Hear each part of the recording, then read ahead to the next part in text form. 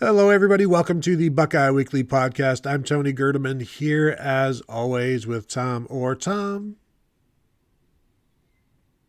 How's it going? Tony, it is our chance to do the thing we love to do the most, render extremely final and firm judgments on things that have only just happened and before we have any real data to take into account. Welcome to the internet. I'm sure you'll love it here. Yeah, we love the internet. We hate the internet. We love it still. Tom, this goes right in line with the final listener question we have, and this is from _Pete 1926. Very simple. Transfer portal, net win or loss. And Tom, before we get to that, I'll ask you this: internet, net win or loss. You go. No. We don't have time for that. Tony, if the question is 0 or 1, my answer is 0. Social media, Tom, net win or loss. No, let's stick to football. Let's stick to sports. Transfer portal, net win or loss for the Buckeyes. Well, in terms of players, in terms of the number of players, it was a loss. But when you're looking at the losses overall, Tom, in terms of what you know and what they've done, there's just not a lot there. There's almost everybody that they lost is speculative potential, and they lost 32 starts, 29 of which were Tegra Shabola, and 1, 2 of were just spot starts for everybody else. So that way alone, if you're just looking at it in terms of starts lost versus the 140 or 170 some starts that you brought in, like that's the answer right there. But we'll talk about it more in depth than just that. Yeah, I mean, in terms of the sheer numbers, yes, they lost more guys than they brought in, at least so far. Yes, but yeah, you did a study at one point of the number of tackles they lost, the number of receptions or receiving yards they lost versus brought in, and they come out way ahead on all that, and a lot of that has to do with the kinds of players that Mm-hmm. they lost. Like a lot of the guys, there were 34 players that are listed on the 247 transfer portal listing for Ohio State as guys who have left. And about 27 or 28 of those guys are guys who fit the traditional mold of the guy who hits the transfer portal, which is someone who has been there for a few years and not shown any likelihood to crack into the lineup, or have been passed by younger guys, or got younger guys who haven't really done anything yet.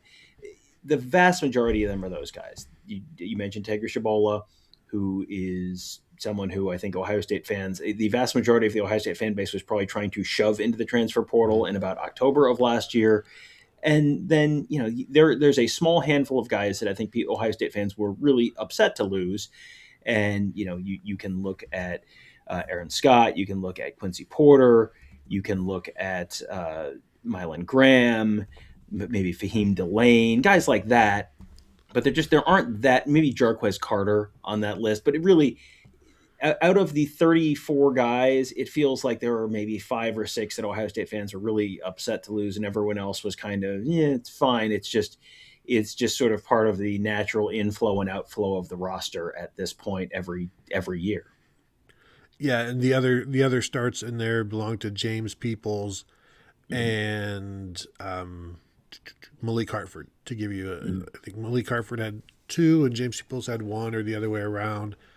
And I mean, it's a lot of names, and it got overwhelming. And some of the names were expected, some weren't. And I think it's always goes back to the unexpected names that made this look like it was going much worse than maybe it did. Because losing C.J. Hicks, not exactly a surprise, but what did you lose in terms of production? You didn't lose a lot, and that's a guy that everybody's had a ton of hope for, and he's never able to put it on the field. That's one that's a guy like Lincoln Kienholz. What did you lose? You lost your backup quarterback who never really had had opportunities to win a job, didn't ever win it, and really that's the majority. Well, frankly, that's everybody but Tegra Shabola in terms of winning a job. And now the problem is, You had eight of these guys were true freshmen who, some of them were expected to contribute or compete for a starting job in 2026.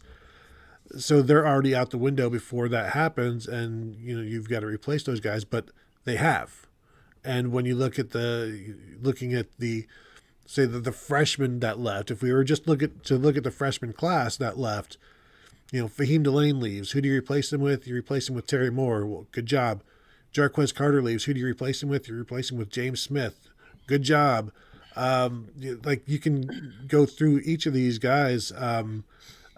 Maxwell Roy, who do you replace him with? John Walker. Okay, you win again.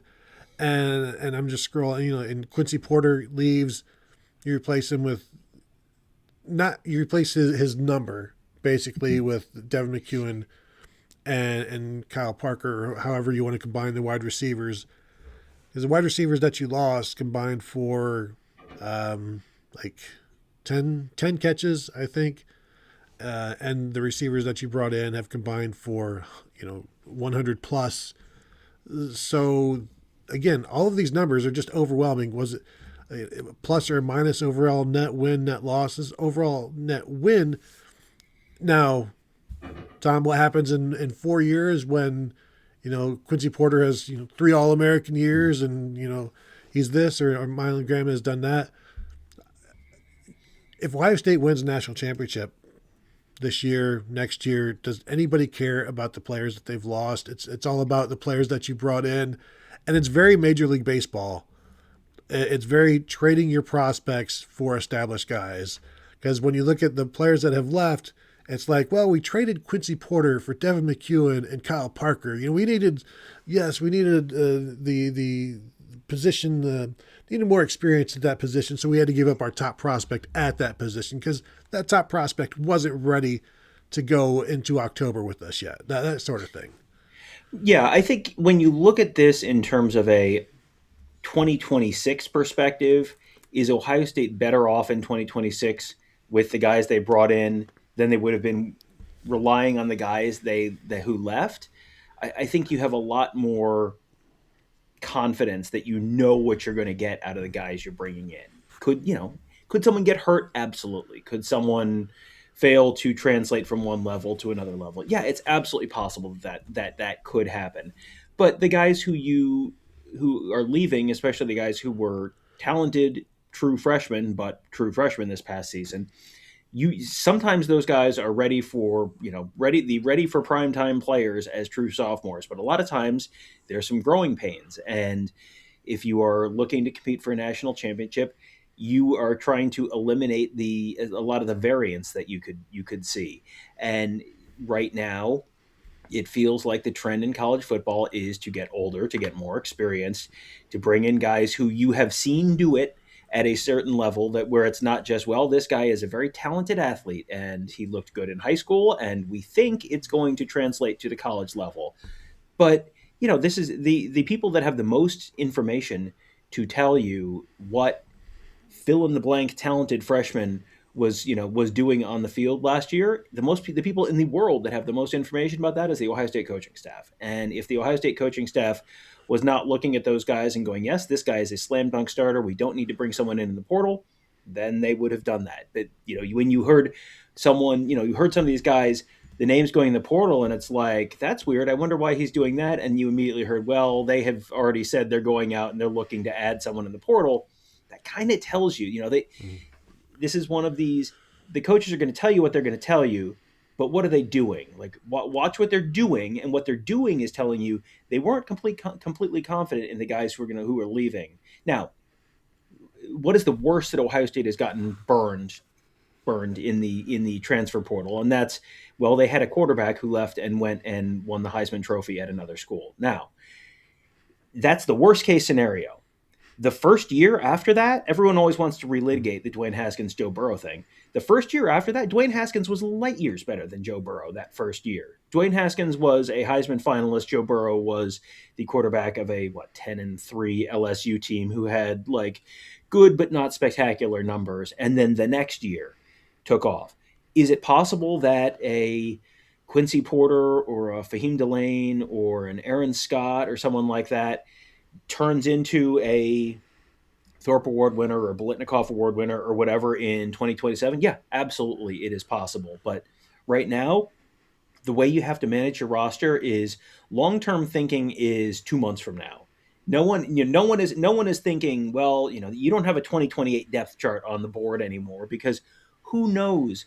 Number one, who knows who's even going to be in the building at that point? And number two, who knows what the rules governing roster movement are going to be at that point? You have no idea. So you can't just sort of plan on, well, keeping this guy will give us a better chance to win in 2027 or 2028. Like you got to worry about 2026, and when 2027 gets there, you'll figure out what the rules are, and then you'll give yourself the best chance to win in 2027. But right now, you got to kind of focus on the here and now, and that's what they've done. And when you're focusing on the here and now, I think they're clearly better off for 2026 than they would have been if they had, if the transfer portal didn't exist and you had your 34 guys that you lost, but you didn't bring in your 17 guys that you did.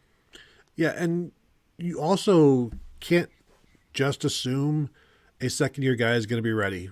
Mylan Graham, we talked this time last year after talking with him and talking with coaches. He's going to hopefully be a viable part of the offense. Didn't happen. Aaron Scott, this was his second year, and Bryce West. These are all second-year guys, and they got passed by a freshman. And so, do you know for sure that Quincy Porter or Fahim Delane are going to blossom into starters as second-year players? No. Could they? Absolutely. Does that mean they're going to be better than what Ohio State brought in? Maybe, maybe not. But you can't just assume that second-year guys at this point are going to give you what a fourth or a fifth-year senior can, especially if if they're asking for things that aren't realistic, that sort of thing as well. And so net win, net positive, yes, absolutely. The portal is a net win for Ohio State because we've almost out-talked the portal. I do wonder how many, say, 2-year starters they lost because I don't know that it was a lot. Well, I think if you look at I'm just going to read down the list of destinations of the guys who have already committed to other schools, and you keep a tally of how many of these you consider peer institutions to Ohio State: Iowa, Arkansas, UConn, LSU, Virginia Tech, Washington, UCLA, the Miami Hurricanes, UCLA again, Colorado, Notre Dame, Virginia Tech, Miami of Ohio, Notre Dame, Kentucky, Oregon, Utah, Arizona State, Youngstown State, Miami of Ohio again. I don't even know what that one is. Illinois State? Incarnate Word. How about that? Penn State, UMass, Washington, Northwestern, USF, Wisconsin, Louisville, South Carolina, North Carolina, USF. How many of those are peer institutions to Ohio State? I mean, Notre Dame, I think you could say. Miami Hurricanes, I think you could say. Oregon, I think you could say. And I think I'm running out of. I'm Penn State. Sure, you want to say Penn State? That's fine. That's okay. it. That's 5 players so far. 4 schools, 5 players. If I don't know that you should be losing sleep over guys who are going to group of 5 schools or schools that are sort of mid to bottom tier Big Ten schools or other power conference schools. I think you can just sort of look at where these guys landed, and that kind of answers your question in a lot of cases. Yeah, I would agree. And, hoping for the best for all of these guys as they go on to their other spots. But, again, you can only say it so many ways. Net positive for Ohio State. Certainly they suffered some losses, but the thing about Ohio State is you can suffer losses, and the guys you already have can cover most of them. But then you bring in more, and it's just like, okay, things are going to be okay. And I do think things will be okay at Ohio State. I think Tom's much more confident. I believe things will be okay at Ohio State. So there you go. That'll do it from here. If you're watching, go ahead and hit the thumbs up. We'd appreciate that. And, of course, subscribe, hit the bell, all of those things. We'd appreciate that. And 5-star rating and review on the podcast side is appreciated as well. And you can continue to find us at BuckeyeHuddle.com, where we're talking transfer portal, which is about done. Spring football is a month away ish, so there's a lot going on there as well. And of course, none of this ever sleeps. And so you can find us there at the Buckeye Huddle message board presented by Jeff Ruby's Columbus talking about it. Thank you all for tuning in, and we will talk to you all later.